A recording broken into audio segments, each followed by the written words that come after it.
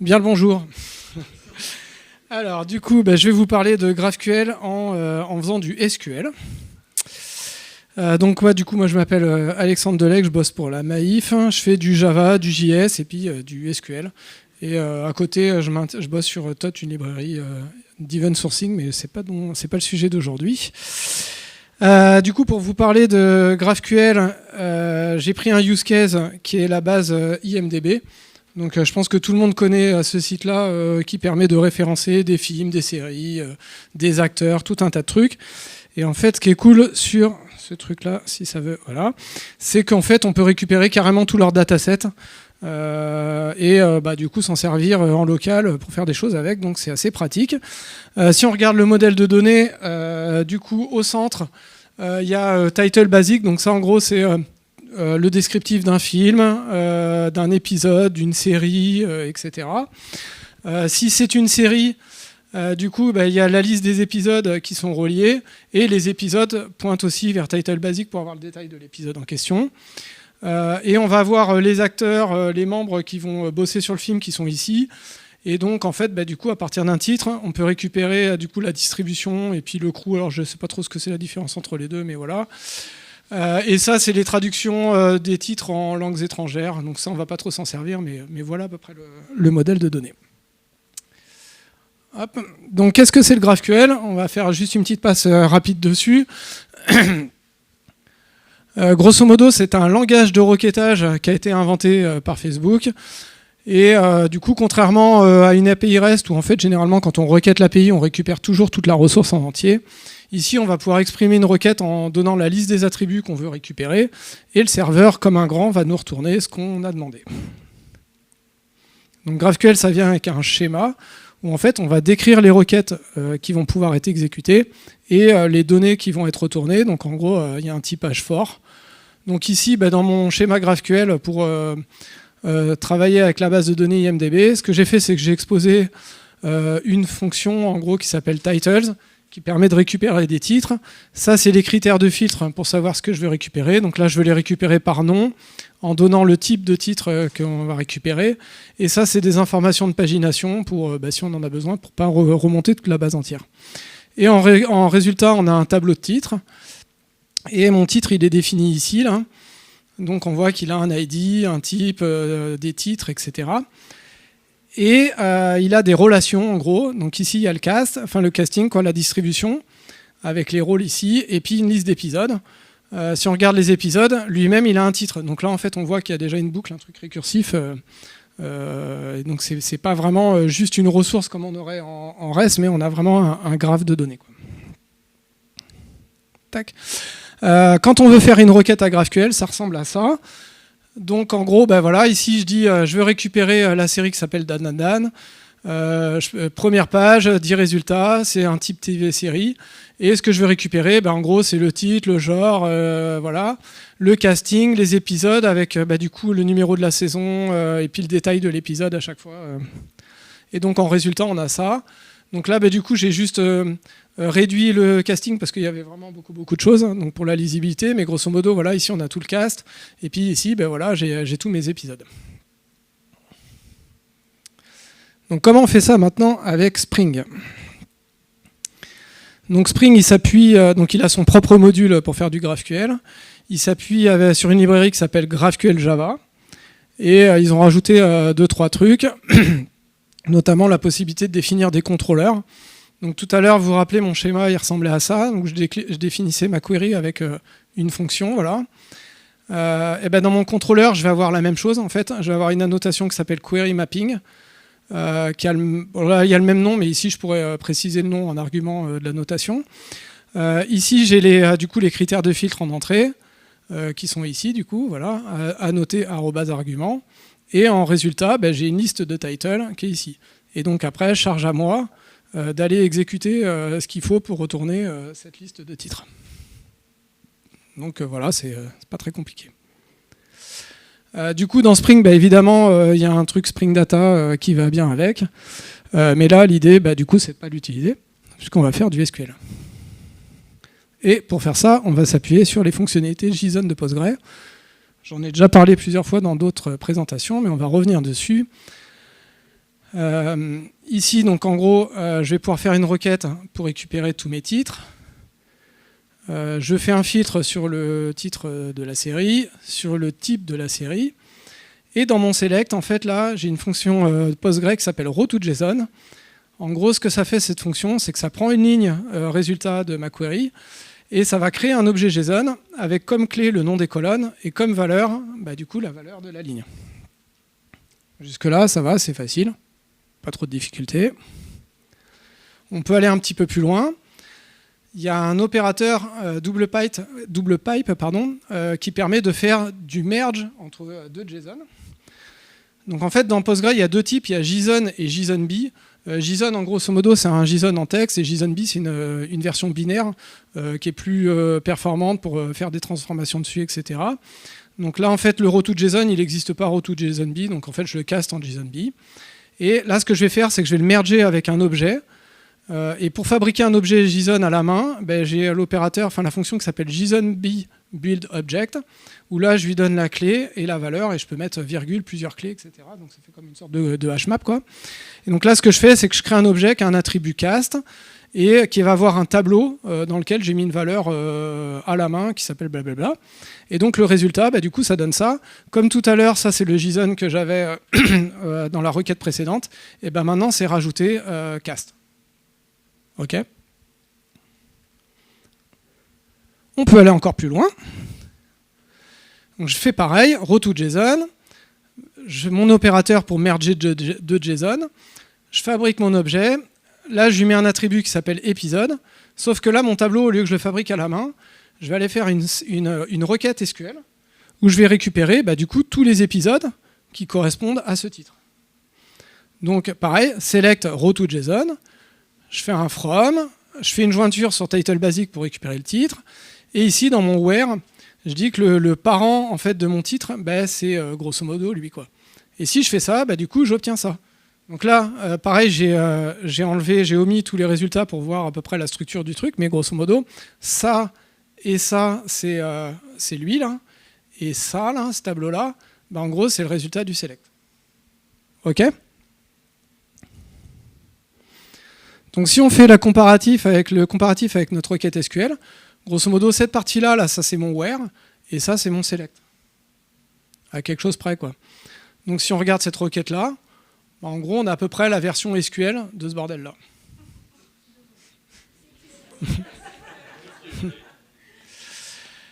Donc la requête finale, elle ressemble à ça. Hein. Donc voilà, il y a un peu plus de... j'ai recréé des sous-objets là pour avoir l'attribut chaud dans les épisodes, et puis là, la personne qui correspond, machin, avec quelques jointures et tout, mais grosso modo, c'est ça. Donc si j'intègre ça dans mon code, donc ça c'est dans mon repository Java. J'ai utilisé Juke pour faire des requêtes paramétrées un petit peu facilement, mais grosso modo, le select, c'est ce que je vous ai montré juste avant. Hein. Et dans mon where, là, voilà, je peux passer mes critères de recherche avec ma pagination et tout ça. Et du coup, maintenant, dans mon query mapping, j'ai ça. Donc, je vais vous prouver que ça marche.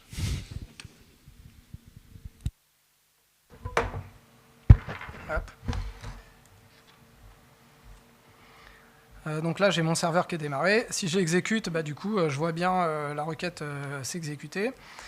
Et si je vais donc là dans mon code, c'est peut-être un... Je vais essayer de grossir, si j'y arrive. Non, avec mes gros doigts. Voilà. Donc là, voilà, ça c'est mon contrôleur. Si je vais dedans, je vois la requête telle que je vous l'ai montré tout à l'heure. Et en fait, surtout ce qui est intéressant, c'est que là, je viens de l'exécuter. Et en fait, Juke, il écrit dans les logs la requête qui est exécutée. Donc on voit bien que c'est ça avec les critères. Et donc en résultat, du coup, j'ai direct mon JSON là. Et voilà, j'ai mon résultat. Donc si je ferme le cast, tac, je vois bien tous mes épisodes. Donc voilà, première étape, c'est OK.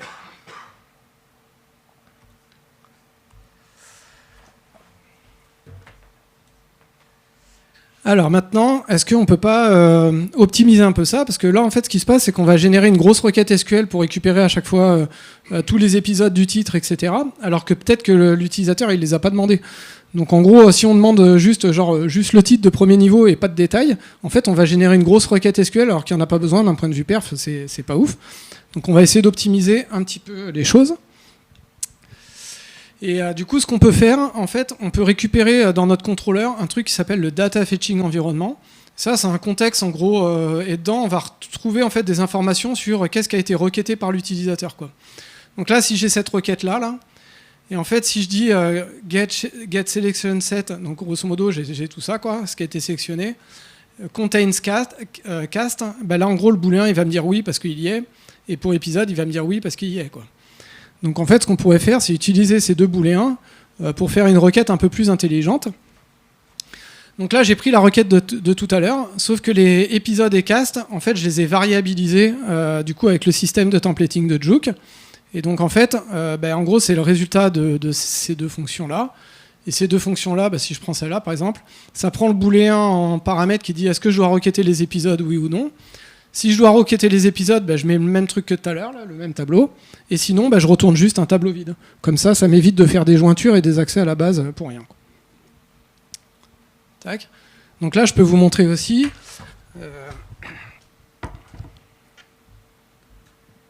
Tac.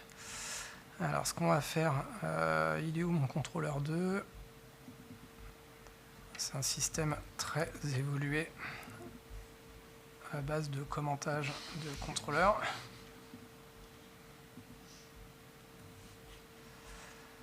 Hop. Donc là, je ne vais pas vous remontrer le code parce que grosso modo, c'est le même. Mais en fait, ce qui est plutôt intéressant, c'est si j'exécute ça, il est où?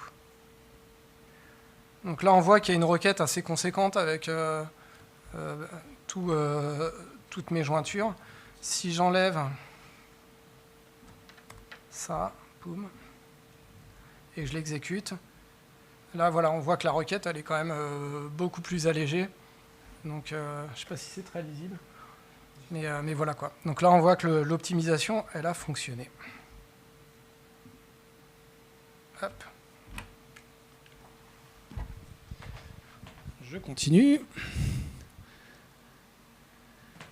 Alors là, en fait, on est capable en une requête de récupérer ça, de récupérer les infos du casting et des épisodes. Par contre, si pour une personne de la distribution, je veux récupérer le détail de la personne et notamment récupérer tous les films pour lesquels elle est connue ou tous les films dans lesquels cette personne elle a joué, là, en l'état, en gros, ça ne me retournait rien ici parce que je ne l'ai pas requêté. Et donc du coup, il faudrait que j'aille faire une requête SQL encore plus compliquée pour aller faire des trucs à plein de niveaux différents. Peut-être qu'en fait, cette requête-là, elle n'arrive pas très souvent, donc il y a peut-être moyen de s'en sortir autrement. Et en fait, ce que Spring nous propose, c'est qu'il y a une deuxième annotation, en plus de query mapping, qui s'appelle schema mapping.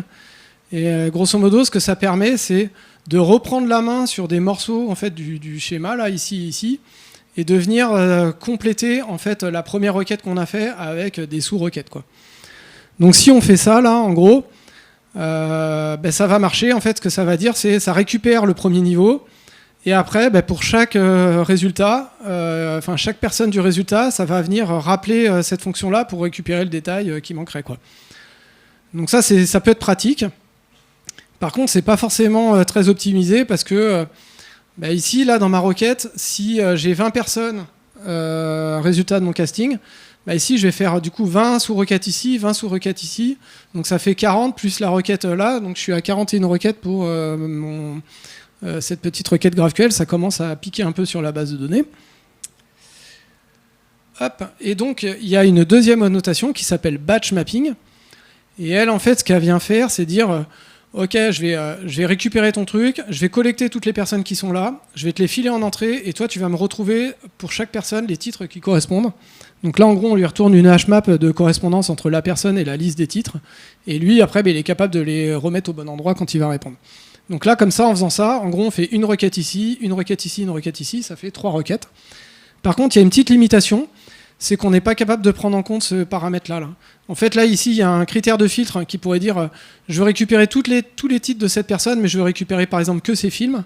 Et bien là, en fait, on n'est pas capable de le faire. Donc là, du coup, aujourd'hui, faudrait faire la précédente, mais c'est pas très performant. Ou alors, il faut aller dans les fins fonds de Spring GraphQL, enfin, non, de GraphQL Java pour essayer d'arriver à faire des trucs, mais ça n'avait pas l'air très trivial.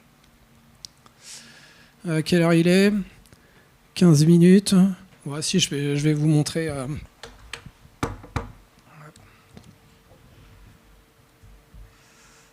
Hop, donc on va prendre le troisième contrôleur. Celui-là, je vais le commenter. Attends, c'est celui-là. Non, attends. Ouais, c'est ça, lui, il a le batch mapping, là.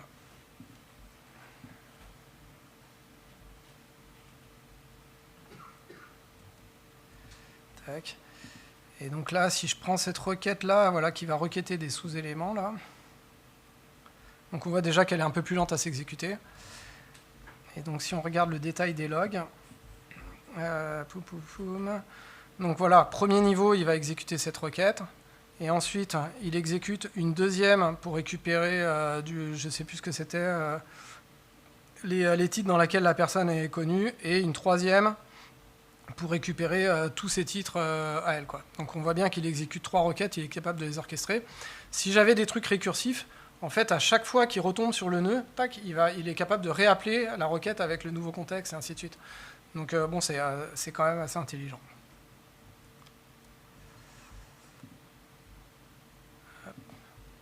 Donc là, ce que je vous ai montré jusque-là, grosso modo, c'est les trucs que nous, on utilise en prod sur le projet, quoi. On s'en sort pas trop mal jusque-là. Mais je me suis demandé, est-ce qu'on peut pas faire un truc un peu foufou? C'est au lieu d'utiliser les fonctionnalités de Spring qui vont aller du coup réexécuter des sous-requêtes, vraiment tout faire en SQL du début jusqu'à la fin. Donc là, cette partie-là, elle est peut-être un petit peu plus, comment dire, je sais pas si elle est très maintenable, enfin c'est jouable de faire vraiment du code comme ça en prod parce que ça va devenir un peu une usine à gaz à maintenir, mais voilà, je vous le montre quand même. Donc là, on disait il y avait le where et là il y a le select. Donc l'idée, du coup, c'est ce select en fait le générer dynamiquement en fonction de ce qui nous est filé dans la requête, quoi.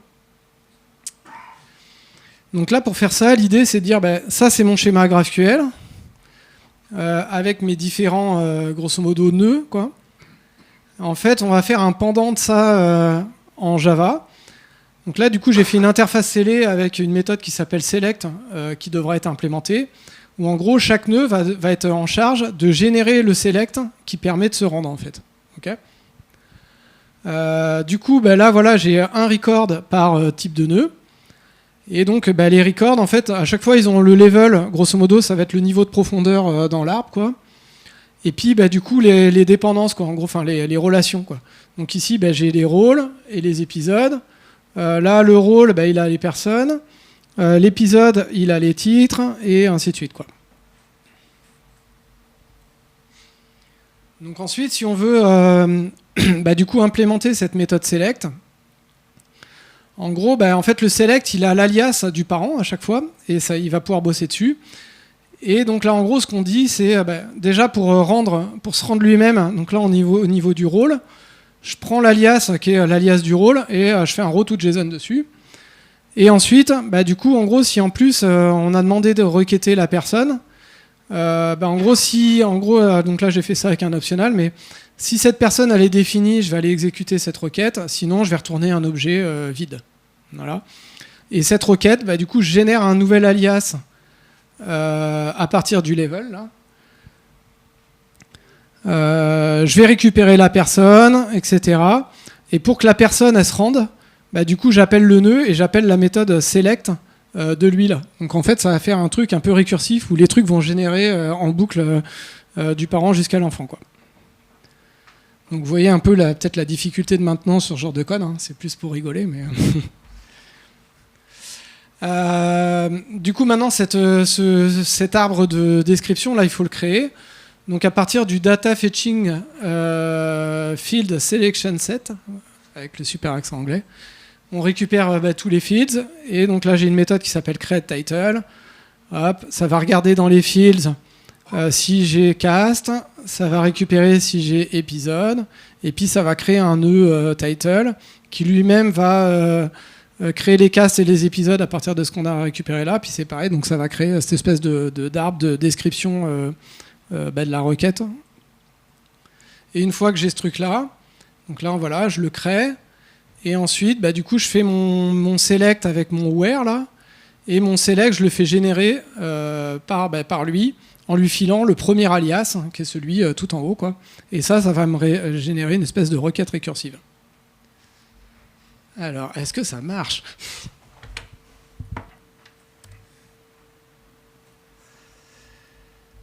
Hop, donc là, je me mets là. Roulement de tambour.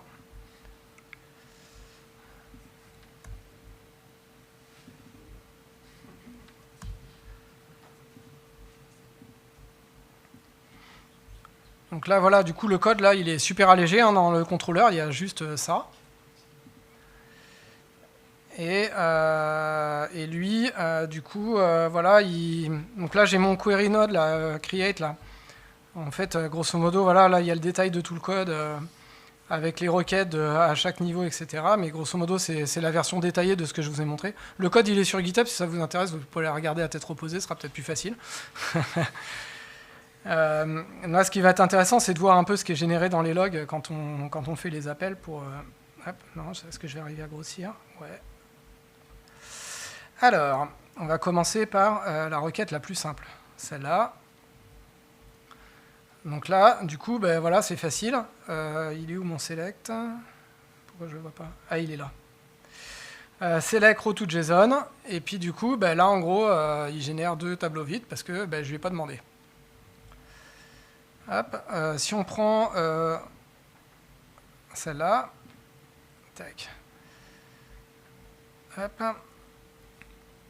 Donc là, pareil, row to JSON. Et donc là, il va aller récupérer, du coup, alors c'est un peu le bordel parce que c'est mal indenté, et voilà, mais en gros, donc on voit bien, ça c'est les alias, là, donc cast 1, etc., parce qu'il y a les niveaux de profondeur. Et donc en gros, il va générer les sous-requêtes, et du coup, il gère la complexité. Et si je prends celui-là, du coup, qui est encore avec un nouveau niveau de profondeur, pomme, tac, alors là, attention, elle est plus grosse.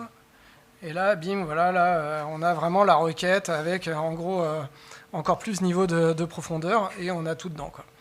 Donc là, je pourrais faire, finalement, comme en gros, c'est un truc récursif qui s'autogénère, peu importe le niveau de profondeur, il est capable de faire la bonne requête SQL qui va bien. Alors après, il faut regarder les perfs d'exécution et tout ça, mais ça marche, quoi.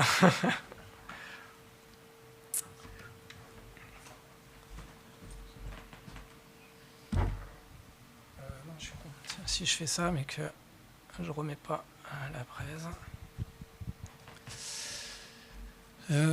Et ben voilà, du coup j'ai fait le tour de ce que je voulais vous montrer.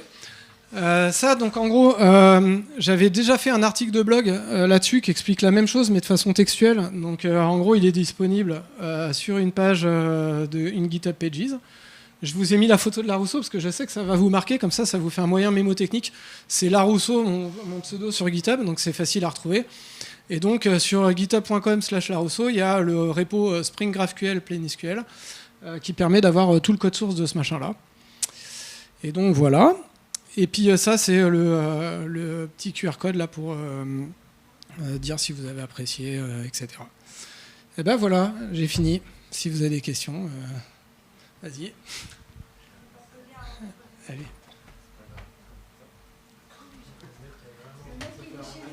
Non, mais il faut le micro pour la retransmission. En fait, là, ton modèle SQL, il perspire jusqu'à ta couche d'exposition. Donc, tu n'as pas de séparation clean, exa, ce que tu veux, oignon, machin truc. Est-ce que c'est pas problématique? Et si tu devais le gérer, comment tu fais pour le gérer tout en conservant ce lien entre ta requête GraphQL et ta requête SQL? Alors en fait, ce qu'on pourrait faire pour aller au bout, le row to JSON, c'est très pratique parce qu'en gros, il est capable de prendre une ligne et bam, de fabriquer un JSON. Mais ce que ça veut dire, c'est que le nom des colonnes, ça doit être le même que dans le schéma GraphQL. Une autre façon de faire ça, qui est plus verbeuse, c'est les JSON build object là, que j'ai fait à plusieurs niveaux, de le faire même au premier niveau. Okay, donc ça pourrait être une solution en se disant, je fais un JSON build object et je mets, du coup, je spécifie bien explicitement le nom de chacun des attributs et je dis à quelle colonne il correspond dans la colonne. Donc ça permet de casser le lien qu'il y aurait entre le schéma de base de données et mon schéma GraphQL. Après, si on voulait vraiment aller plus loin, la dernière approche que j'ai montrée, où en gros on a notre espèce de lien, en fait on pourrait très bien se dire, chaque attribut de mon truc, il est capable de se dire vers quelle colonne SQL il est, et de générer vraiment la requête dynamiquement, et d'aller même requêter au champ près, enfin à la colonne près, ce que le gars a demandé pour vraiment faire la juste requête. Voilà. Ah, voilà. Ouais, c'est ça. Faut avoir envie de se faire chier un peu, ouais. Ouais, vas-y. Faut qu'on te l'amène en plus.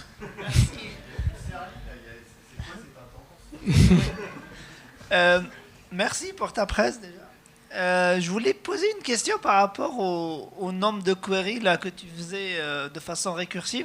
Il y avait moyen de mettre du cache, par exemple, justement remonter par exemple tous les titres de tout le monde et au final le faire taper, le laisser faire les n plus 1 queries. Ouais. Et je crois qu'il y a un système de cache qui est intégré que j'ai jamais utilisé, donc je peux pas trop t'en parler, mais oui, tu dois avoir un système de cache qui au moins s'assure que dans la même query, un truc qui aurait déjà été requêté soit pas requêté une deuxième fois. Après, oui, il doit y avoir moyen de mettre ça en place, mais j'ai pas testé. Je peux pas te faire de retour dessus. D'accord, merci. D'autres questions? Non, c'est...